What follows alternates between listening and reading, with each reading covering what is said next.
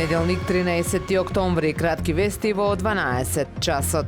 За предстојните локални избори во Охрид за гласање се пријавиле 230 болни и изнемоштени лица, информираат за Супер радио од Општинската изборна комисија. Избирачките одбори го спроведуваат гласањето во домовите на болните и немоќни лица еден ден пред изборите, односно на 18 октомври. Согласно роковникот на Државната изборна комисија, утре на полноќ истекува рокот за пријавување на лицата кои сакаат да гласаат на изборите, ако издржуваат мерка куќен притвор. Изборната кампања завршува на 17 октомври на полноќ, пошто следува изборниот молк. Вториот круг на гласање е закажан за 2 ноември. По повод 730 години од изградбата и живописувањето на храмот Пресвета Богородица Перивлепта во Охрид, кој е еден од најмонументалните средновековни храмови во Македонија, вчера во храмот се отслужи света литургија. Со литургијата чиноначелствуваше архиепископот Охридски и Македонски на Јустинијана Прима, господин Стефан, во сослужение со митрополитот Дебарско-Кичевски господин Ѓорги и епископите Хераклејски. Верниот народ се причести со светите Христови тајни.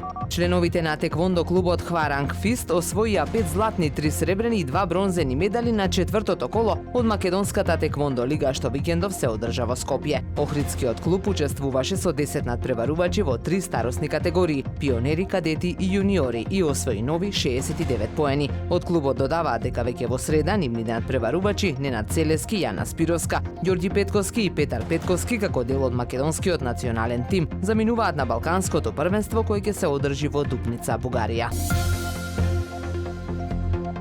Времето денес променливо облачно со сончеви периоди, дува слаб до умерен северен ветер, максималната температура во Охрид до 17 степени. Повеќе информации на ohridpress.com.mk.